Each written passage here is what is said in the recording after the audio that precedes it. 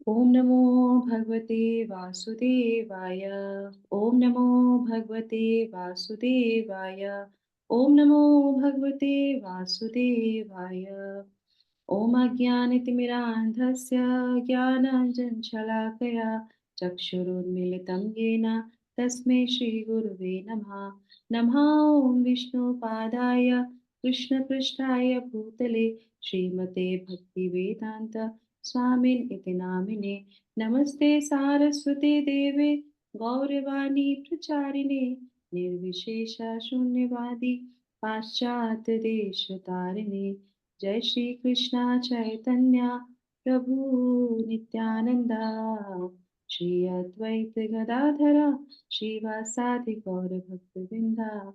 हरे कृष्णा कृष्णा कृष्णा हरे हरे, हरे राम राम राम हरे हरे। जगत गुरु शिल प्रभुपाद की जय। भगवत वाणी भगवत गीता जी की जय। गुरु महाराज की जय। हरे कृष्णा। तो उपस्थित सभी भक्तों का बहुत बहुत स्वागत है। पुनः हम लोग जो है भगवत गीता का पारायण जो है प्रारंभ कर रहे हैं। तो हम लोग जो पढ़ रहे थे, हम सभी जो है मिलके भगवत गीता के 6वें अध्याय में थे। 6वें अध्याय में जो है हमने ध्यान योग, जिसको बोलते हैं ध्यान योग, उसमें हम लोग जो है सीख रहे थे कि किस तरीके से जो है अष्टांग पद्धति को सिखाया जा रहा था। और प्रारंभिक जो अवस्था होती है अष्टांग योग की, जिसमें समाधि के बारे में भी हमने सुना था, तो अष्टांग की जो प्रारंभिक अवस्था है उसमें कुछ शर्तें होती हैं, है ना। तो उसके बारे में बता रहे थे कि ये जो ध्यान योग है, ये समाधि जिसको बोलते हैं, जो योगी जन करते हैं, उसमें बिना शर्तों के आप जो है अपने गंतव्य तक नहीं पहुंच सकते। तो उसमें 8 लिम्स बताए गए थे। अष्टांग योग 8 अंग जो है जो है किसके बताए गए थे? ध्यान योग के। तो कौन कौन से 8 अंग होते हैं? यमा, नियमा, आसन, प्राणायाम, प्रत्याहारा, धारणा, ध्यान और समाधि। तो ये क्या है? एक के बाद एक, एक के बाद एक ही करके हम जा सकते हैं। एकदम से हम चाहें कि हम उसमें जो है कूद जाएं या हम उसको जो है फलांग के चले जाएं, ऐसा नहीं हो सकता। पर आप देख सकते हैं आजकल जो है, जब हम योगा करने जाते हैं, कहीं पे जाते हैं, तो हमको क्या सिखाया जाता है? प्राणायाम सिखाया जाता है। और क्या सिखाया जाता है? आसन सिखाया जाता है। उससे पहले 2 चीज होते हैं। कौन से होते हैं? डूज एंड डोंट्स, यम और नियम। उसके बारे में बात ज्यादा नहीं की जाती है, पर ये सारी चीजें बहुत आवश्यक हैं। अब क्योंकि हम लोग क्या फॉलो कर रहे हैं? हम लोग कर रहे हैं भक्ति योग, है ना। तो हमारे लिए भी ये चैप्टर उतना ही इंपॉर्टेंट है जितना कि एक ध्यान योगी के लिए होता है, एक अष्टांग योगी के लिए होता है। क्यों? क्योंकि जो चीज शिल प्रभुपाद अपने तात्पर्य में हम लोग को समझाते हैं कि जो चीज ध्यान योगी के लिए जरूरी है, वो एक भक्त के लिए भी जरूरी है। और ये जो आज का श्लोक है, ये बहुत ही सुंदर है, बहुत फेमस श्लोक है। तो हम लोग पढ़ेंगे, पारायण करेंगे आज के श्लोक का, श्लोक संख्या 17। ठीक है। ओके, तो संगीता माता जी आप तात्पर्य पढ़ लीजिएगा। ओके, श्लोक संख्या 17। युक्ताहार विहारस्य युक्त चेष्टस्य कर्मसु युक्त स्वप्नावबोधस्य योगो भवति दुःखः। तो क्या बोल रहे हैं यहाँ पे? जो खाने, सोने, आमोद प्रमोद तथा काम करने की आदतों में नियमित रहता है, वह योगाभ्यास द्वारा समस्त भौतिक कलेशों को नष्ट कर सकता है। तो अच्छा, ये इसका कनेक्शन पिछले वाले श्लोक से कैसे है? तो पिछले वाले श्लोक में क्या बता रहे थे? पिछले वाले श्लोक में बता रहे थे, हे अर्जुन, जो अधिक खाता है या बहुत कम खाता है, जो अधिक सोता है अथवा जो पर्याप्त नहीं सोता, उसके योगी बनने की कोई संभावना नहीं रहती है ना। तो ये वाला श्लोक, 16वां श्लोक और 17वां श्लोक, ये बता रहे हैं कि अगर आप रेगुलेट होंगे, अगर आप नियमित होंगे, तो आपको क्या मिलेगा। ठीक है। तो पिछले वाले में था कि अगर आप ऐसा करते हैं तो क्या हो सकता है? आप योगी नहीं बन सकते। यहाँ बोल रहे हैं अगर आप ऐसा करते हैं तो क्या होगा? आपके सारे भौतिक कलेश नष्ट हो जाएंगे। ठीक है। तो ये 2 चीज जो हम लोगों ने अभी तक सीख के आए हैं, प्री रिक्वेस्ट जो हम लोगों ने सीखा था, जो शर्तें सीखी थी, देखा था, उन सब का यहाँ पे निर्णय आता है 16 और 17 में कि अगर आप ऐसा करेंगे तो क्या मिलेगा, और अगर आप नहीं करते हैं तो क्या मिलेगा। ठीक है। चलिए, तो तात्पर्य पढ़ेंगी माता जी। हरे कृष्णा। यस संगीता माता जी, माइक आपका बंद है माता जी। हरे कृष्णा। तात्पर्य: खाने, सोने, रक्षा करने तथा मैथुन करने में जो शरीर की आवश्यकताएं हैं, अति करने से योगाभ्यास की प्रगति रुक जाती है। यहाँ तक खाने का प्रश्न है, उसे तो प्रसादम या पवित्रकृत भोजन के रूप में नियमित बनाया जा सकता है। भगवत गीता 9.26 के अनुसार भगवान कृष्ण को शाक, फूल, फल, अन्न, दूध आदि भेंट किए जा सकते हैं। इस प्रकार एक कृष्णा भावना भावित व्यक्ति को ऐसा भोजन न करने का स्वतः ही प्रशिक्षण प्राप्त रहता है। जो मनुष्य के खाने योग्य नहीं होता या कि सतोगुणी नहीं होता, यहाँ तक सोने का प्रश्न है। कृष्ण भावना भावित व्यक्ति कृष्ण भावना व्रत में कर्म करने में निरंतर सतर्क रहता है। अतः निद्रा में वह व्यर्थ समय नहीं गवाता। अव्यर्थम काल तम कृष्ण भावना भावित व्यक्ति अपना 1 मिनट का समय भी भगवान की सेवा के बिना नहीं बिताना चाहता। अतः वह कम से कम सोता है। उसके आदर्शशील रूप गोस्वामी हैं, जो कृष्ण की सेवा में निरंतर लगे रहते थे और दिन भर में 2 घंटे से अधिक नहीं सोते थे। कभी कभी तो उतना भी नहीं सोते थे। ठाकुर हरि प्रसाद तो अपनी माला में 3 लाख नामों का जप किए बिना न तो प्रसाद ग्रहण करते थे और न ही सोते थे। यहाँ तक कर्म का प्रश्न है। कृष्ण भावना भावित व्यक्ति ऐसा कोई भी कार्य नहीं करता जो कृष्ण से संबंधित नहीं हो। इस प्रकार उसका कार्य सदैव नियमित रहता है और इंद्रिय तृप्ति से अशुद्धित है। क्योंकि कृष्ण भावनावाहिक व्यक्ति के लिए इंद्रिय तृप्ति का प्रश्न ही नहीं उठता, अतः उसे तनिक भी भौतिक अवकाश नहीं मिलता। क्योंकि वह अपने कार्य, वचन, निद्रा, जागृति तथा अन्य सारे शारीरिक कार्यों में नियमित रहता है, अतः उसे कोई भौतिक दुख नहीं सताता। थैंक यू हरे माता। कृष्ण। हरे कृष्णा माता जी, थैंक यू सो मच। तो बहुत ही सुंदर है ना ये।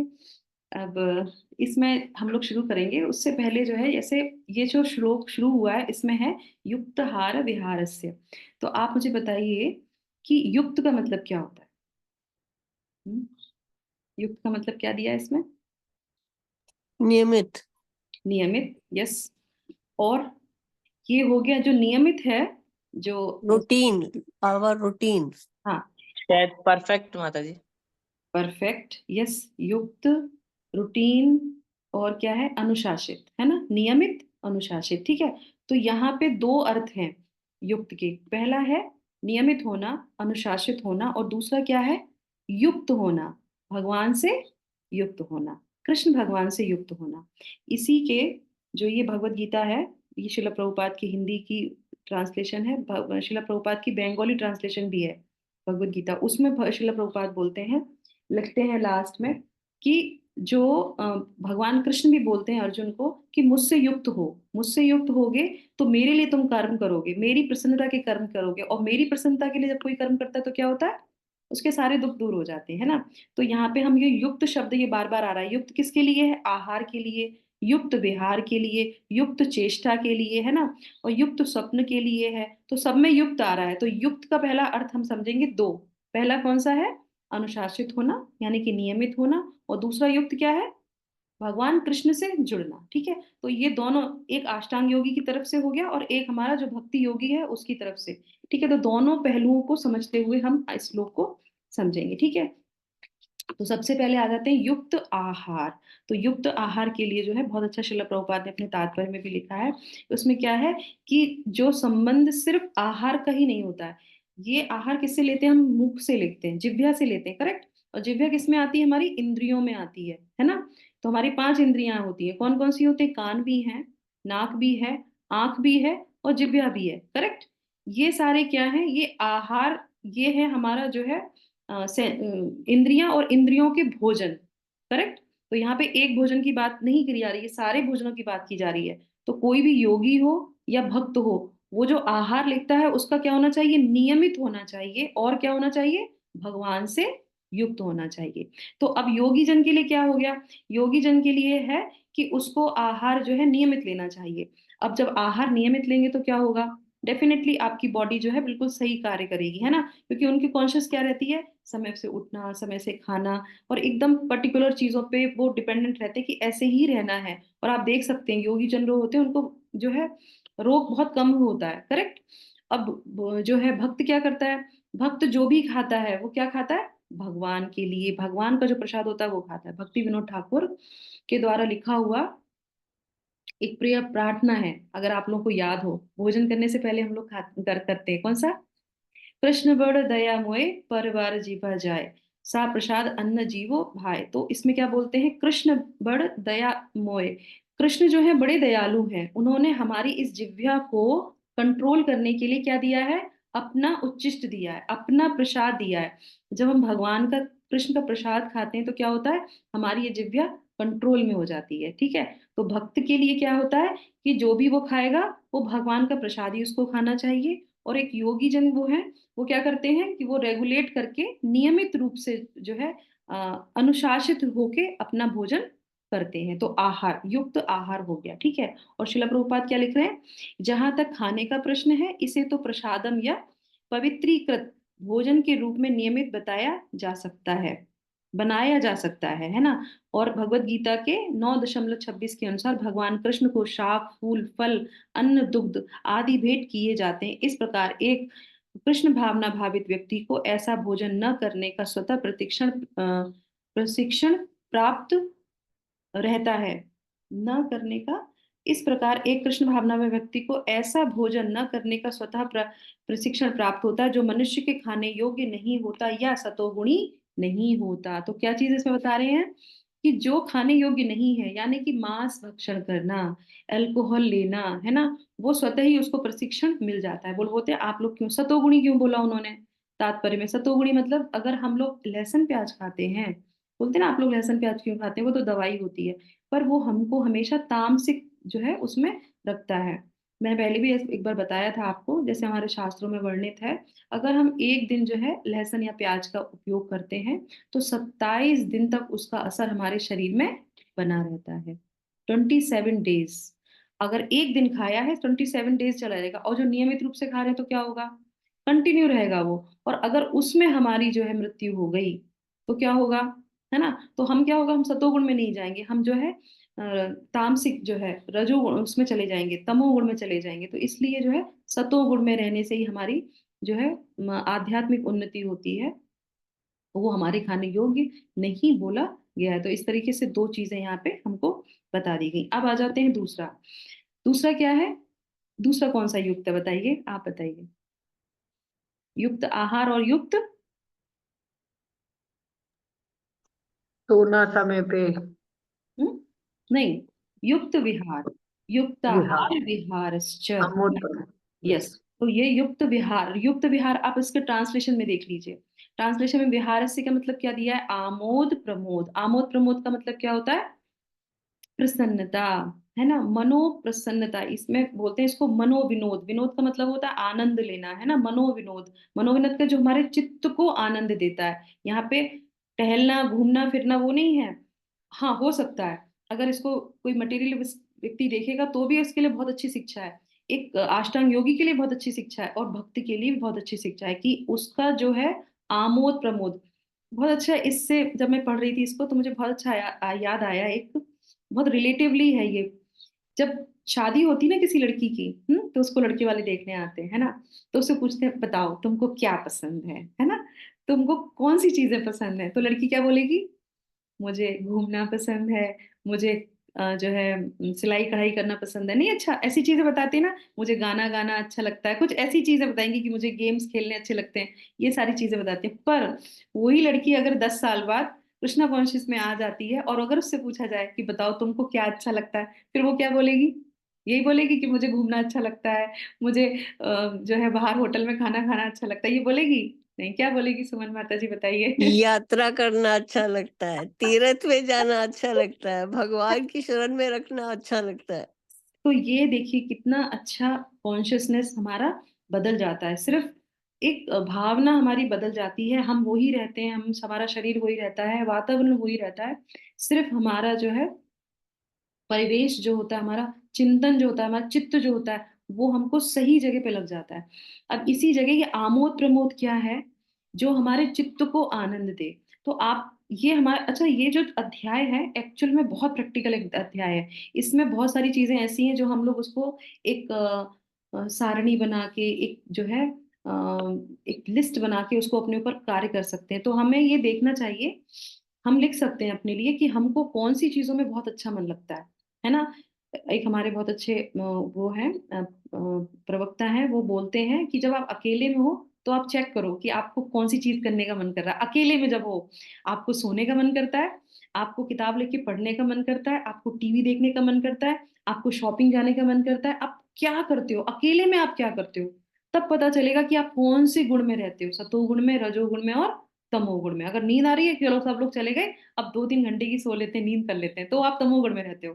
आपको लगता है कि चलो अपने कपड़े देख लेते हैं, ये देख लेते हैं, वो देख लेते हैं, क्या ज्वेलरी है क्या नहीं है, वो सब सेटअप कर लेते हैं, तो फिर आप किसमें हो? हमेशा रजोगुण में रहते हो। और आप सतोगुण में, तो आप क्या लगेगा? आप शांति है, चलो अब अपना भगवतम थोड़ा पढ़ लेते हैं, अपनी थोड़ी सी जो है भगवत गीता पढ़ लेते हैं, नहीं तो किसी का लेक्चर सुन लेते हैं, क्योंकि हमको सुनने का अच्छा लगता है। तो ये हमारा आमोद प्रमोद, मतलब कि हमारे चित्त को कौन आनंद प्रदान करता है, तो इस तरीके से जो है इसमें हम सुन सकते हैं। और शिला प्रभुपाद जो है बहुत अच्छा इसमें, हाँ इसमें बताया कि जो प्रहलाद महाराज थे, प्रहलाद महाराज कैसे जो है वो हमेशा जो है किसका चिंतन करते रहते थे? भगवान का चिंतन, भगवान के बारे में सुनना, हमेशा जो है वो सब भागवतम में उनके बारे में इसमें तो बताया भी जाता है। तो इस तरीके से कौन किस रस में हमेशा रहता है ना, जैसे माता जी ने बताया कि आप को जब लगेगा कि हाँ किसी गुरु के द्वारा हम कुछ सुन सकें, और उसको सुनने में आपका मन जो है थकेगा नहीं, आप कंटिन्यू उसको सुनते रहेंगे, सुनते रहेंगे, सुनते रहेंगे, उसको आपको बिल्कुल भी बोरियत नहीं लगेगी, तो आप समझ लीजिए कि यहाँ हमारा चित्त लग रहा है। आपको धाम जाना अच्छा लगता है, हमको मंदिर जाना अच्छा लगता है, हमको चैंटिंग करना बहुत अच्छा लगता है, तो हमें समझ में आ सकता है। इसी तरीके से जो अष्टांग योगी हैं, उनको जो है बिहार में कि कहाँ उनको आनंद मिल रहा है, किस चीजों में उनको आनंद मिल रहा है, समाधि में उनको आनंद मिल रहा है, मेडिटेशन में उनको आनंद मिल रहा है, तो वो क्या होना चाहिए? 2 नियम। कौन से नियम है वो? कौन से नियम है? तो युक्त, मतलब युक्त, विहार का युक्त होना, मतलब पहला भगवान कृष्ण से युक्त होना चाहिए वो, और दूसरा क्या है? अनुशासित होना चाहिए, है ना, अनुशासन के बगैर नहीं होना चाहिए। उसके बाद आ जाते हैं यहाँ पे, तीसरा कौन सा है बताइए? विहार हो गया और हमारा आहार हो गया, अब तीसरा क्या है? युक्त चेष्टता। चेष्टा का मतलब क्या होता है? ये शरीर से संबंधित गतिविधियां हो गई, है ना। शरीर से संबंधित क्या है? जो जो हमारी ड्यूटीज हैं, जीवन निर्वाह करने वाली गतिविधियां, ड्यूटीज, है ना, तो ये क्या होनी चाहिए? ये भी हमारी जो है क्या होनी चाहिए? अनुशासित होनी चाहिए। अभी कल ही हम लोग संडे को गए थे श्री रंगस्थला, है ना, दर्शन करने के लिए। तो वहाँ पे हमारे जो शिक्षा गुरु हैं वो हमको बहुत अच्छी चीज हमेशा बताते हैं, ये कहते हैं, मैं हमेशा सबको एक बात बोलता हूँ कि आप कोई भी जॉब, कोई भी नौकरी या कोई भी व्यवसाय जो भी आप करते हैं, वो आपको ऐसा चूज करना चाहिए जो आपकी आध्यात्मिक उन्नति में बाधा ना दे, आपकी भक्ति में वो जो है रोड़ा ना बने। कि अब सुबह आप थोड़ा समय निकाल सको अपनी चैंटिंग के लिए, शाम को आके आप सैटरडे संडे को आप अपनी क्लास कर सको, नहीं तो पता चला पूरे हफ्ते हम जो है बिजनेस में ही लगे, हमें समय ही नहीं मिल रहा, नहीं हम बाहर जा रहे हैं, 1-1 महीने तक नहीं आ पा रहे हैं, हम भक्तों का संग नहीं कर पा रहे हैं। तो इस तरह से भक्ति जीवन में क्या है कि हमारी जो जीवन निर्वाह करने के लिए जो हमारी ड्यूटीज हैं, वो हमारे क्या होना चाहिए? भगवान कृष्ण से युक्त होना चाहिए, ऐसी हमें चीजों को लेना चाहिए।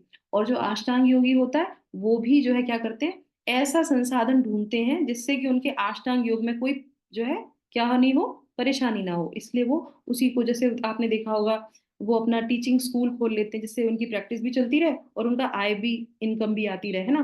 तो इसलिए वो उस कॉन्शियस में रहते हैं, क्योंकि उन्होंने यहाँ पे पढ़ा है, भगवत गीता में भगवान इंस्ट्रक्शन देते हैं कि युक्त चेष्टता, कि ऐसी चीजों को ही आपको अपनाना चाहिए, ठीक है। अब इसके बाद जो है, और इस शिक्षा गुरु से मुझे याद आया कि जब मैं कृष्णा कॉन्शियस में आई तो मैं प्रैक्टिस कर रही थी जज की एग्जाम देने की। तो उन्होंने जब मुझे देखा इतनी सारी बुक्स के साथ, तो उन्होंने कहा, अरे माता जी कहाँ आप लगे हो इसमें, अब भगवान के लिए थोड़ा सा करो कार्य। तो फिर मैंने वो बिल्कुल ड्रॉप कर दिया, सारी बुक्स एक साइड कर दी, और उसकी जगह क्या हो गया? रिप्लेसमेंट में श्रीमद् भागवतम आ गया। कि अगर आपको, अगर वकालत करनी है, अगर आपको किसी के लिए बोलना है, तो किसके लिए बोलना चाहिए? भगवान के लिए बोलना चाहिए, वो सबसे अच्छी चीज है। और कभी ऐसा गिल्टी भी नहीं आती कि मैंने क्यों छोड़ा। मुझे लगा कि ये सबसे अच्छा जो है, मुझे वहां पे एक सलाह दी गई थी कि हाँ ये ना करके आप ये करिए, क्योंकि धन तो कोई अपने साथ लेके नहीं जा सकता, पर अगर ये छूट जाता तो बहुत बड़ा मेरा लॉस हो जाता उस समय। तो इस तरीके से ये हो गया हमारा युक्त चेष्टता, कि हमें अपने जीवन में कौन सा जो है व्यापार या व्यवसाय या नौकरी करनी चाहिए जो हमारे आध्यात्मिक जीवन को खत्म ना करे।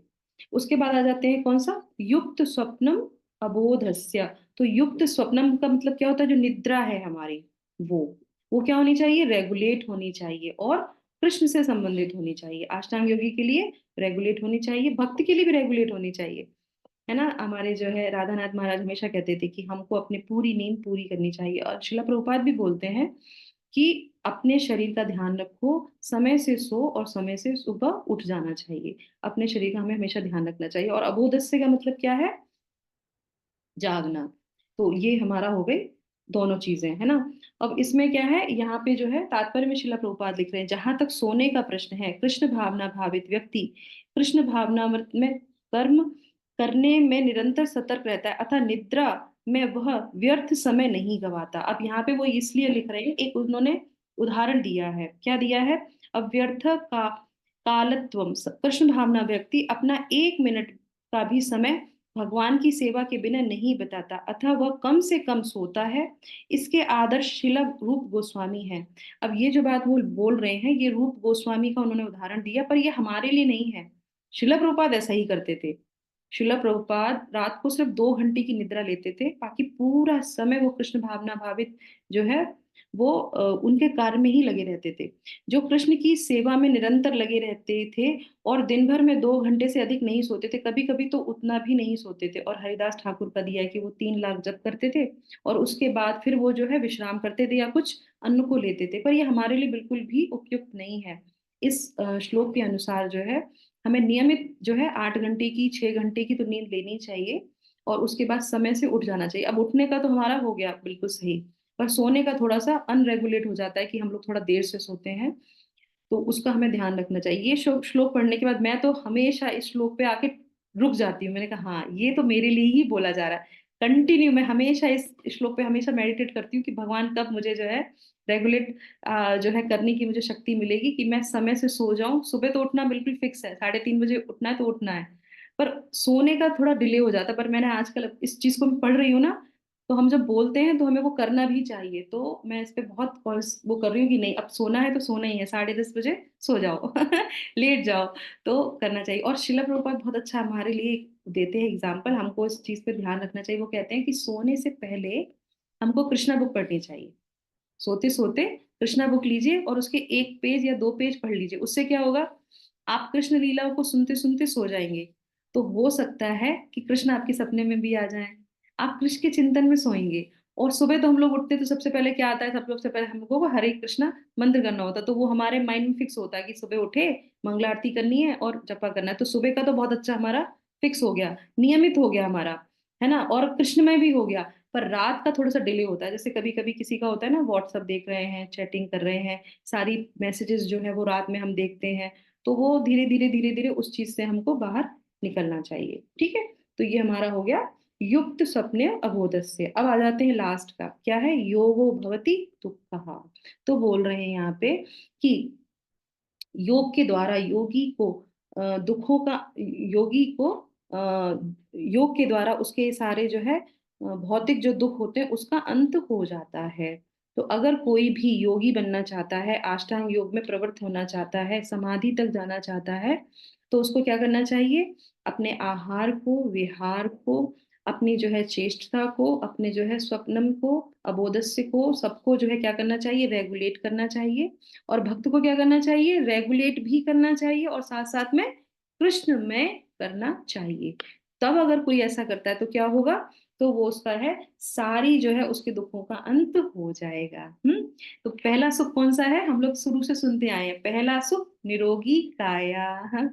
पर भक्त जो है बहुत लापरवाह होते हैं, मेरे जैसे भक्त बहुत ही लापरवाह होते हैं। तो भगवान क्या करते हैं, भगवान वहां पे उनकी सहायता करते हैं कि तुम अभी ऐसे रेस्ट नहीं करोगे तो हम तुमको रेस्ट करा देंगे। तो ये बात बिल्कुल सही है, क्योंकि श्रीला प्रभुपाद भी बताते हैं कि जो भक्त होते हैं, भगवान स्वयं सारे दुखों को हरने वाले हैं। हमें पता भी नहीं चलता अगर हमारे जीवन में कोई दुख आता है और हम भगवान की लिए ही अगर सोते खाते पीते उठते बैठते हैं, तो भगवान स्वतः ही हमको जो है हमारी सहायता करते हैं और हमें उस दुख से बाहर निकाल देते हैं, हमें पता भी नहीं चलता, और भगवान ऐसा करते हैं। तो अब आ जाते हैं यहाँ पे लास्ट में कि किस प्रकार से जो है हमें आहार को लेना चाहिए, तो हमको क्या 2 चीजें करनी चाहिए। एक तो कृष्णमय रहना चाहिए, दूसरा क्या है, थोड़ा सा स्लो हो जाना चाहिए। क्या होना चाहिए, थोड़ा स्लो डाउन हो जाना चाहिए हर चीज में। खाने में, सबसे पहले खाने में क्या होता है, शिला प्रभुपाद के उदाहरण से बताती हूँ मैं आपको। शिला प्रभुपाद जो अपना लंच लेते थे, खाना खाते थे, पता है आपको कितने मिनट में खत्म करते थे खाना? किसी को अंदाजा है? अच्छा, अंदाजा लगाइए, कितने मिनट में खत्म करते होंगे खाना, प्रसाद हम अपना? अच्छा, लगभग हम लोग कितने मिनट में खत्म कर लेते हैं अपना लंच? 5 पाँच मिनट में। 5 मिनट में, ज्यादा 5 से 10। से 10 मिनट, 15 मिनट, इससे ज्यादा तो नहीं करते होंगे। कितना खाते होंगे, थोड़ा ही तो खाते होंगे। पर नहीं, ऐसा नहीं था। शिला प्रभुपाद जो अपना लंच लेते थे, भगवान को अच्छे से थोड़ा थोड़ा खाते थे। दूध, गर्म दूध के साथ बनाना उनको बहुत पसंद था, केला। वो 45 मिनट लगाते थे, 45 मिनट में वो अपना लंच खाते थे। कितना खाते होंगे, 2 रोटी खाते होंगे मुश्किल से, थोड़े चावल खाते होंगे, पर उसको कितना टाइम लगाते थे, 45 मिनट में वो अपना भोजन करते थे। अब बताइए, 45 मिनट जो चबा चबा के आराम से रिलैक्स होके वो खाएंगे, तो क्या वो उसको नुकसान करेगा? ना करेगा ही नहीं। तो वो भगवत गीता उन्होंने लिखी है, उनको पता है कि ऐसा करना चाहिए, तो वो अपने जीवन में ऐसा करते थे। मैंने इसीलिए बोला था पहले भी कि हर श्लोक शिला प्रभुपाद के जीवन को रिप्रेजेंट करता है। वो अपने व्यक्तित्व से बताते थे कि ऐसे ही करना चाहिए। तो हमको क्या करना चाहिए, थोड़ा स्लो हो जाना चाहिए। जल्दी जल्दी खाने की आदत है तो उसको स्लो कर लेना चाहिए, ठीक है। इसी तरीके से जो हमारा मनोरंजन है, जो हमारा विहार है, वो हमें देखना चाहिए, लिस्ट बनानी चाहिए कि हम कहाँ पे आनंद ढूंढने का प्रयास करते हैं। उसमें भी थोड़ा स्लो हो जाइए। कुछ चीजों को देखिए कि कुछ चीजों को कट ऑफ कर दीजिए कि ज्यादा व्हाट्सएप पे हैं, ज्यादा मटेरियल लोगों से जुड़े हुए हैं, या कुछ ऐसी चीजें हैं जो हम बहुत ज्यादा करते हैं, तो उनको थोड़ा कम करके भगवान के लिए ज्यादा युक्त हमें होना चाहिए, ठीक है, अनुशासित होना चाहिए। और इसी तरीके से ड्यूटीज का भी है। भक्ति जीवन में बहुत सारी ड्यूटीज हमें आती हैं, ये भी कर लो, वो भी कर लो, ऐसा भी हो जाएगा, वैसा भी हो जाएगा। पर इस श्लोक के अनुसार कभी कभी हमें क्या करना चाहिए, नो भी कहना चाहिए कि नहीं, ये अब हम नहीं करेंगे। अब हम थोड़ा सा जो है, अगर ज्यादा करेंगे तो फिर हमको ही तकलीफ होगी आगे जाके। तो हमको क्या करना चाहिए, कभी कभी उसको जो है नो भी कर देना चाहिए, स्लो हो जाना कर चाहिए। लो। ठीक है, हरे कृष्णा। तो माता जी म्यूट पे चले जाइए आप। उसके बाद क्या है, निद्रा का, निद्रा का और जागरण का, ये हमारा अनुशासित होना चाहिए। और क्या होना चाहिए, अपने लिए थोड़ा टाइम देना चाहिए कि अगर हमारा शरीर अस्वस्थ है, तबीयत खराब है, तो कोई बात नहीं, सुबह 4:30 बजे ना उठ के 5 बजे उठ जाइए। और टाइम से शाम को, रात को सो जाइए। तो इस तरीके से जो हमें ये कार्य करना चाहिए। और सबसे अच्छा क्या है यहाँ पे, कि हर समय हम भगवान के उसमें कैसे रह सकते हैं। तो हमारे पास एक जो है, टाइम हमारा पूरा हो गया। बिलमंगल ठाकुर द्वारा एक प्रार्थना है ना, हम सब लोग बोलते भी है श्रीमद् भागवतम में। कौन सी है वो? करार विंदे न पदार विंदम, मुखार विंदे विनवेशयन्तम, वटस्य पत्रस्य पुटे शयानम, बालं मुकुंदम मनसा स्मरामि। हे कृष्ण हे यादव हे सखेति, गोविंद दामोदर माधवेति। तो ये जो है, आप इसको जाइएगा, गूगल कीजिएगा, इसमें बहुत सारे स्टेंजेस हैं। और हर में उसमें बताया कि किस तरीके से यशोदा माँ, एक यशोदा माँ का उदाहरण देती हूँ मैं। यशोदा माँ जब दही मथती थी, तो वो क्या करती थी, दही तो मथती थी, पर साथ साथ में किसका चिंतन करती थी, भगवान कृष्ण का। तो इसी तरीके इसमें बहुत, आप पूरा पढ़ेंगे तो उसको आपको बहुत अच्छा लगेगा कि हम जो है सोते, जब सोने जा रहे हो तो हमें भगवान कृष्ण का चिंतन करना चाहिए, जब हम उठें तो हमें भगवान का, कृष्ण का चिंतन करना चाहिए। तो आप पूरे उसको जाइएगा, इसको पूरा पढ़िएगा, और आपको उसमें पता चलेगा कि किस तरीके से हम अपनी कॉन्शियस को हमेशा भगवान के चिंतन में कर सकते हैं। तो इस तरीके से इसमें जो है सबसे अच्छा यही है कि रात को सोते सोते अगर हम भगवान का चिंतन करके सोएंगे, तो सुबह जब जपा करेंगे तो हमें भगवान का ही चिंतन रहेगा। और वो जो हमारे 2 घंटे हैं, वो हमारे पूरे दिन को रेगुलेट भी करते हैं।